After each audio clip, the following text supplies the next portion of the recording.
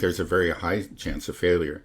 To actually destroy the underground Fordow facility, you first have to use these enormous bombs that the U.S. has. The MOPs, that's what they are, the MOPs. They're 15 tons, 30,000 pounds. The only aircraft in the U.S. Air Force that can carry them is the B-2. The Israelis don't have any, aircraft that can carry them. They are gravity bombs. In other words, you have to get basically right over the target, very close to it, and drop it. And one bomb, even under ideal conditions, if it does everything that it's supposed to do, and it's so heavy. The part of it is the reason it's heavy is so that it will penetrate the earth. It's mostly steel. It's something out of that 30,000 pounds, about 25,000 pounds of that is steel, and that steel just it hits the surface and just keeps on going. There is so much momentum there. And it gets way down there, but it won't get far enough down to actually destroy or significantly damage the facility. I think that just about everybody admits to that, even if it works as well as the Americans hope it does. So they have to drop another bomb, basically on the same spot, and that's just that's a very, very difficult stunt to pull off. Again, you've got to get two B-2 bombers there deep within Iran. They're stealth, which means that they're difficult to detect by radar, but not, nowhere near impossible. They still are detectable. And Iran still has an air defense system, in spite of some of the claims that I know a few days ago, I think even the Israelis and the Americans, I think Trump himself was claiming, Trump did, that we have total, air dominance. We control the skies. That's clearly untrue. That's absolutely untrue. There's just not. Iran still has air defense, and Israeli planes are rarely, if ever, entering Iranian airspace. So these planes are vulnerable. They could be shot down. And that each one of these B-2 bombers costs $2 billion. That would be a major humiliation, a major loss. So this is a very, very risky mission, and there's no guarantee. In fact, it seems it's unlikely that it can succeed.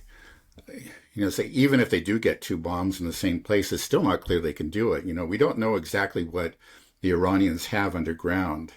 But I was looking at a couple of presentations by the MIT expert, Theodore Postel. And he showed how with, using, I guess you would describe it as sort of like angled materials, or let's say, like a cone or not actually a cone, but it's sort of like it's a diamond. It has a diamond-shaped cross-section. It's a slab of concrete that is angled, so that when and that's buried in the ground, and so that when this bunker buster strikes it, it's deflected, and then there will be other ones, and it can deflect it again. You can end up, it'll knock it off course. So that's it's almost certain that they have this, because this is a well-known defensive way of measure. Protecting. Yeah, exactly.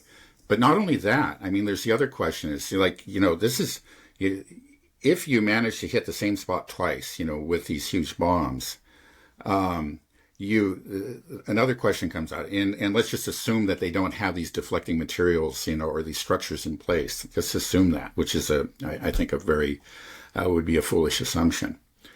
Then the other question arises, where exactly is that facility underground? Do they just put it straight down?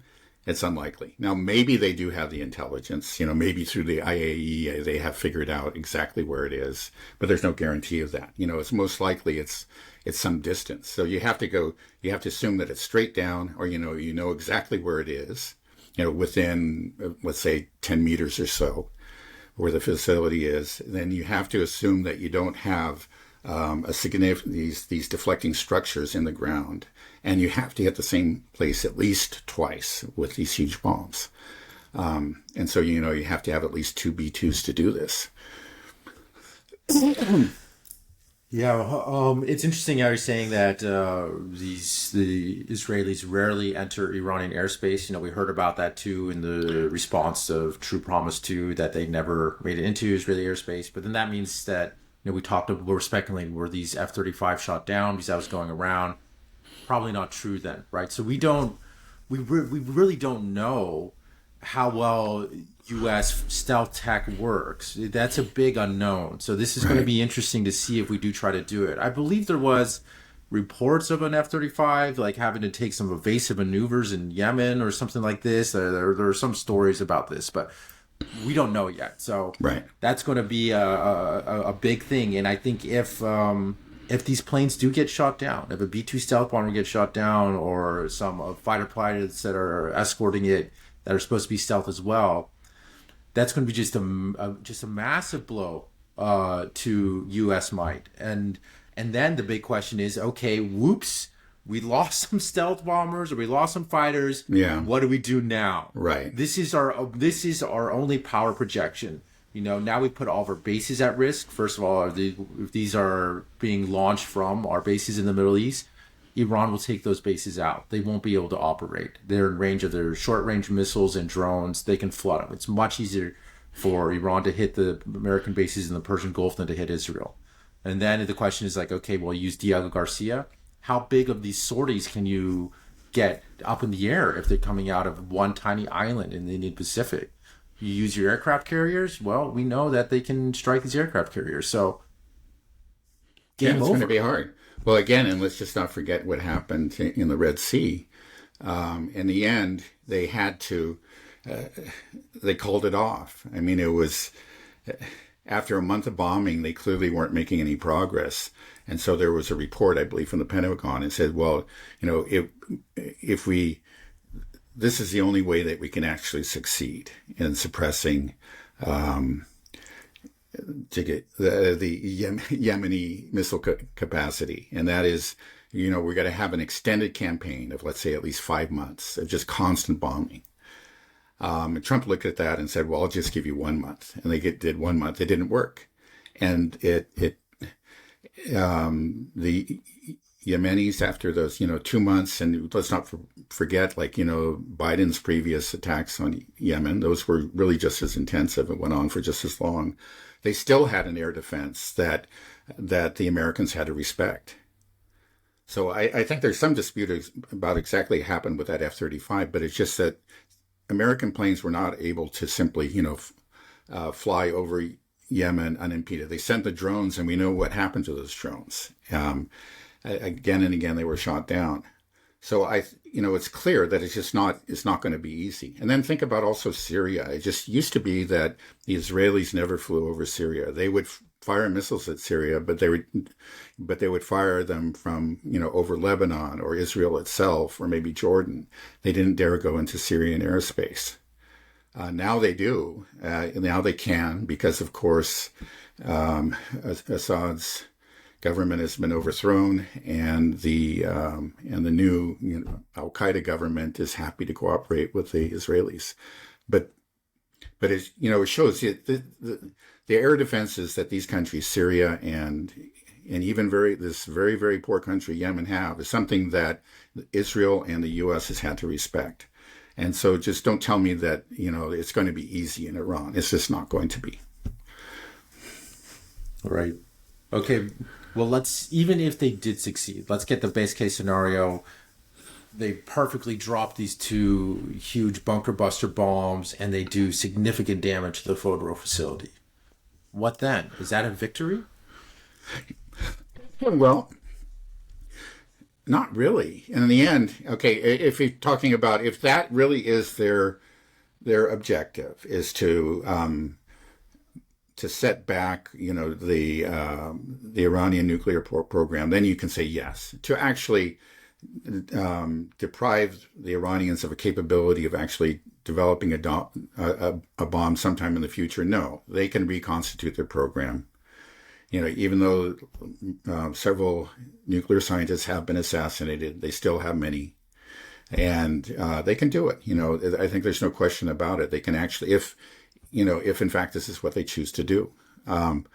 So you could declare victory. You could say at least, okay, well, they were a day away from the bomb or 2 weeks or something. I've heard, I think the White House spokeswoman said that 2 weeks, which is nonsense. What I've heard is that the fastest they could get weapons grade material, so they could acquire that within 2 weeks, go from 60% to 90%. That is possible, but to convert that into a usable nuclear weapon would take, up to 3 years. That's what U.S. intelligence has been saying.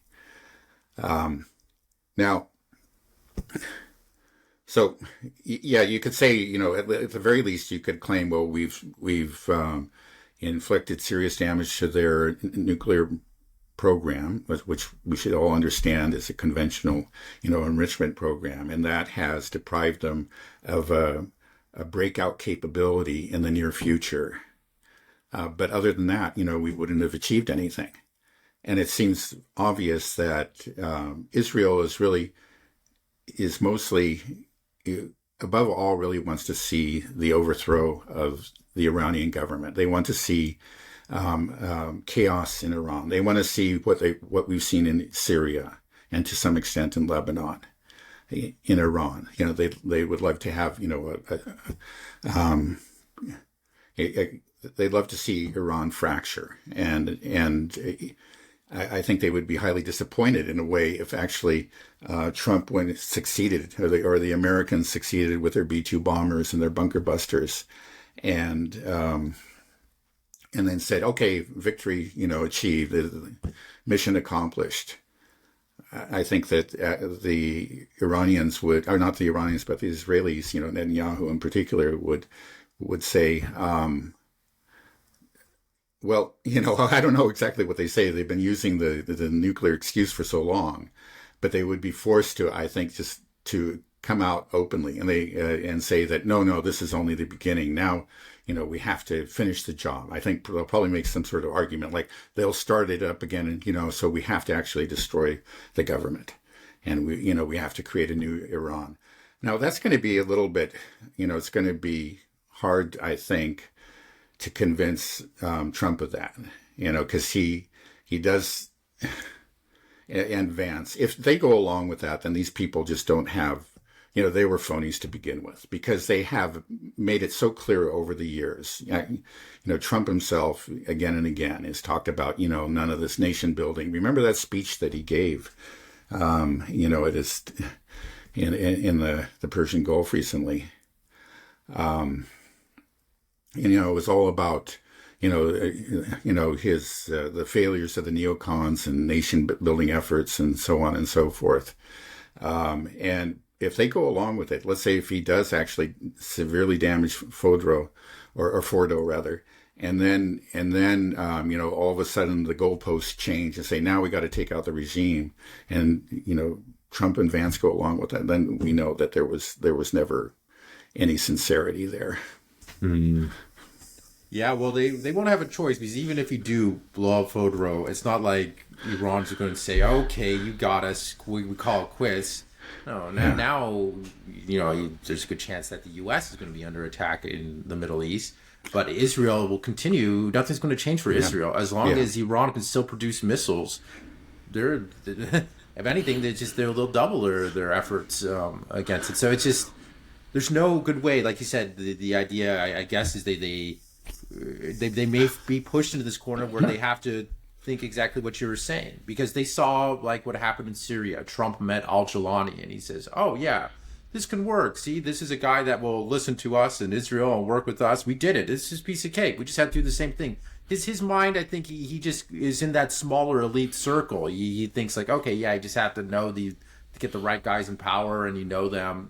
I could see him thinking that, because he was talking. He had good words to say about al-Jilani, the former head of ISIS and Al-Qaeda, right? So I think they may not have a choice but to say we got to do regime change, which means that, and there was that tweet that Trump had about, the Ayatollah, we haven't decided to kill him yet, just this feeling that, we may take him out. So, okay, that might be the other objective. That will have to be, is that, okay, how do we do regime change? This is what Israel's MO is they always do these decapitation strikes. as well as the United States. They try to exert their soft power to incite regime change, but that soft power is vanished now. They can't use that.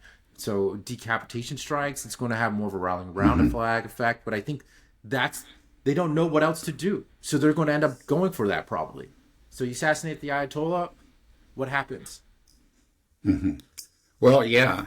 I think, first of all, I just want to mention that I pointed out earlier, it's just after Syria fell, that this set a very bad precedent. That happened so quickly, it seemed so easy, that I think it probably instilled a false sense of confidence among the various hawks in Israel. I guess they're all hawks there, but the extremists within Israel and the Zionist extremists within the U.S.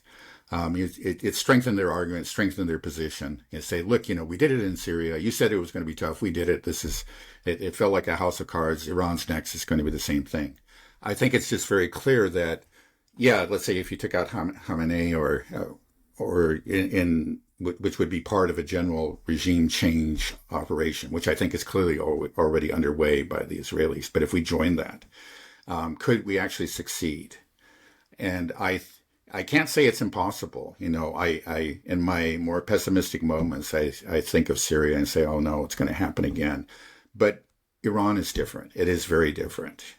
Iran is, okay, first of all, though it is, a diverse society, it's 60% Persian, I think 16% Azeri, 10% Kurdish, and then there are numerous, much smaller groups.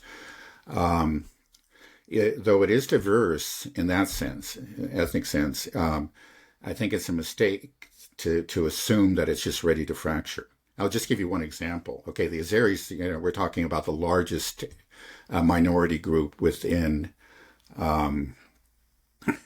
Iran.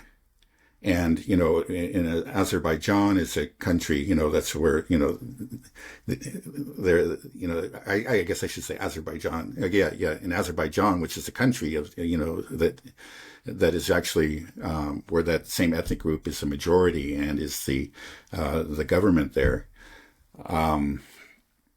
Well, this country of Azerbaijan has a very close relationship with Israel. So there clearly has been efforts actually to encourage ethnic strife, to promote secessionist movements among the Azeris within Iran, but it's not succeeded. And actually far from it. In fact, Khamenei himself is half Azeri. His father was. And the current president, Pezeshkian, is an Azeri speaker and comes from that region. And so this is though this is, okay, a different ethnic group, it's clear that they're very well assimilated within Iranian society. They're at the summit of power. We're talking about the supreme leader himself, and then Pezeshkian, the president. There they are. Now, one reason for that is that I think they are overwhelmingly Shia, though it's, okay, Iran is only 60% Persian, that's the main group. It's close to 90% Shia. And so it's that many of these ethnic groups, though, they speak a different language, they have some different customs, they're Shia, and they're loyal to the supreme leader. He is their representative in a religious sense. So this is a glue that can hold a society together. And then the other thing, too, is that this is an ancient country. This is one of the great civilizations of the world. You can date its birth to something like 700 BC. And though, there are these different ethnic groups, they have been part of Iran for centuries. Now, it's very, very different from Syria. Syria is a recent creation. Libya was a recent creation, not more than 100 years old. And you did cobble together these groups, and I have to say that they had some success, but it's just like the sense of belonging, that maybe an Azeri has, it's, I'm part of Persia, I'm part of Iran. That goes way, way back, and it's not going to. I think it's unlikely to evaporate overnight. It's just the sense of belonging that that people had.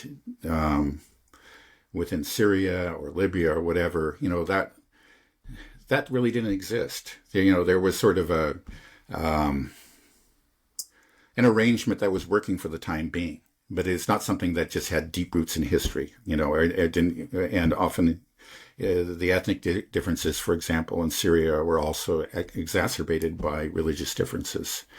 We had different sects. We had Sunnis, we had Alawites, we have Christians, we have the Druze. So on top of, this creates, much more of a potential for fracturing. Now, you can't say it can't happen in Iran, but Iran is a very different place. It clearly is. And so far, everything that we've seen indicates that Iran is holding together. And if anything, it shouldn't be surprising. It's becoming, more cohesive. That even those people that hated the government and are rallying to Iran because they says in the end I am Iranian. I think this is what the response that we're seeing overwhelmingly. We're all around the country, and I stand. And in this time of crisis, I stand with my government. So I don't think, in spite of, clearly there is going to be this regime change effort is going on. I can't say that it cannot succeed, especially if if there's a total collapse of central authority, you just don't know what's going to happen. And some of these differences that seem so negligible maybe could come to the fore, could turn into points of, or lines of fracture, like between Azeris and Persians, Kurds and Persians. We don't see it now, but over time, if the center really is just eradicated, and clearly I think the Israelis and maybe the Americans too will try to do that, then that cohesiveness will be put to the test. But it's going to be a much more formidable task, let's say, for the Americans and the Israelis to achieve that kind of fracturing, that chaos that they managed to achieve in Syria. I think it's going to, they'll probably find it impossible to do within Iran. So if they do succeed in assassinating the Ayatollah, would that, do you think, fracture or unify? Would that? I would think that it would unify. It's, he's a very important figure, obviously. But it's not like but Iran is not one of these countries that is just ruled by one man, and it just depends on his personal existence. No, it's a very complicated system, and with many different institutions that have weathered all kinds of crises in the past. Just think about it. I mean, Iran, the Islamic Republic of Iran was born in crisis. It was immediately subject to an attack, a Western-supported attack by the Iraqis. And interestingly, it was actually the first place that the Iraqis that launched their attack is at an enclave within Iran that is Arabic, Arabic speaking. And their hope was that, okay, we'll move into this section and these people will rise up and, greet us as liberators and turn on, their Persian oppressors. That didn't happen. It's not about one man rule. I mean, the supreme leader provides guidelines, but there is a parliament, there's a president, there's the IRGC, there are all kinds of institutions, and they have their say. And there's really open debate too. This is not a totalitarian country that has a cult of personality around one leader, and if you remove that leader, the glue that's holding together is going to fall apart. Again, this is first of all an ancient country, but then even its current form of government has been around for decades and has had a chance to build up these institutions, and these institutions have shown themselves to be durable. So I don't think there's any reason to think that Iran would fall apart. It would just increase the anger, I think, against the West. It would really infuriate. It's hard to believe they could be more infuriated than they are now, but I think they would be if, in fact, the Americans and or the Israelis should go so far as to assassinate Khamenei.